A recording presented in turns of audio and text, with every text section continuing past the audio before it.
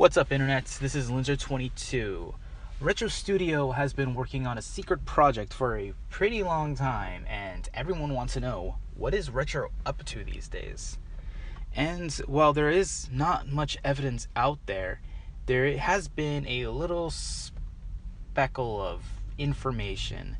And that's apparently, if you've been following video game news, a Retro Studios employee has updated, I guess, their resume and stated that they have been working on something that involves non-linear storytelling.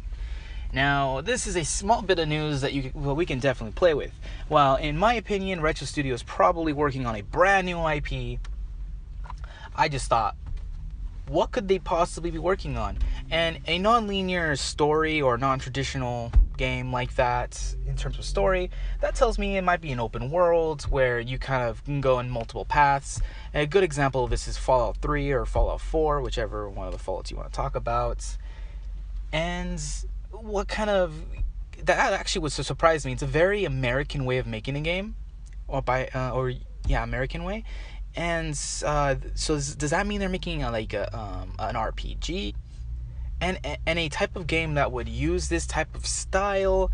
It could come from all kinds of things. Now, if we just kind of like mess around and think of Nintendo's current IP that Retro could totally mess around with that concept, let's start off with Star Fox. What kind of Star Fox game could use a non-linear approach to storytelling? And actually, if you look at Star Fox 64, you can go on different paths depending on little secrets you take. So yeah, that is a small way of doing it. But if you think about an open world Star Fox, I have some problems with that, because then it wouldn't keep its arcadey feel that everyone loves of Star Fox, and nobody really wants Star Fox to be experimented on right now. But just for the sake of discussion, let's go crazy. Let's say that there's 5 planets that you can traverse to in Star Fox, and say from getting point A to point B, so going from one planet to the other, that is like a traditional Star Fox level, and you can go from any planet to any planet. So for each planet there are 4 different levels, and that's going to 4 different planets. So if you travel to one planet, and then once you're on that planet, then once again you have 4 different levels traveling to each planet, including the one you just came from. So there is that sense. It would keep the Star Fox traditional gameplay, and then for each planet there'll be an open world type thing. Now, if they're able to, they can make each planet where you can literally go from one end of the planet to the other. But if that's something that they don't have resources for, because that's probably way too crazy, then maybe it'll probably just be an open world type island thing, that we're used to. You can just kind of fly in that area, that permitted area only. I personally, when I played, I believe it was called Star Fox Assault, but I'm not sure. The one for GameCube, you can fly down, you can get out of your ship and run around and shoot. Now, don't tell anyone, but I actually liked that to a degree. It wasn't well made, but I liked the concept so much. I wanted a sequel to continue that. As long as they continued the traditional the Star Fox levels as well.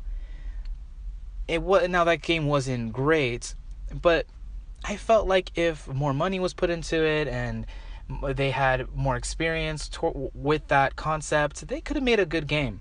Knowing where Star Fox is, I'm pretty confident nobody really wants Nintendo to mess around with that series anymore. They just want a good, solid game. So that was just a quick idea on the Star Fox. Another game that could possibly take that concept is Earthbound. Now, I know Earthbound is never going to get another sequel, but maybe a spiritual successor, something along those lines, because there is definitely need for a game like that. There's so many Earthbound fans that want that game to exist, and that's an RPG, and if you guys remember, that is a Japanese perspective on Western culture. So that would be kind of interesting where that would go, because that would mean it would be developed in the U.S., where Retro Studios is located, which is Texas. And so the the prospect would be, different. Now let's throw out a crazy one. What if Nintendo were to resurrect Geist? And what can I go with that one? Nowhere really. You're just a ghost that can take human bodies. I'm sorry, I have nothing for that one. So what do you guys think? Do you guys think that they will make their own original IP? Do you guys think this news means absolutely nothing because it's so small and pointless? Or do you think that they'll mess around with some IP that Nintendo has laying around? Do you think Geist will come back? Probably not. Leave your comments down below.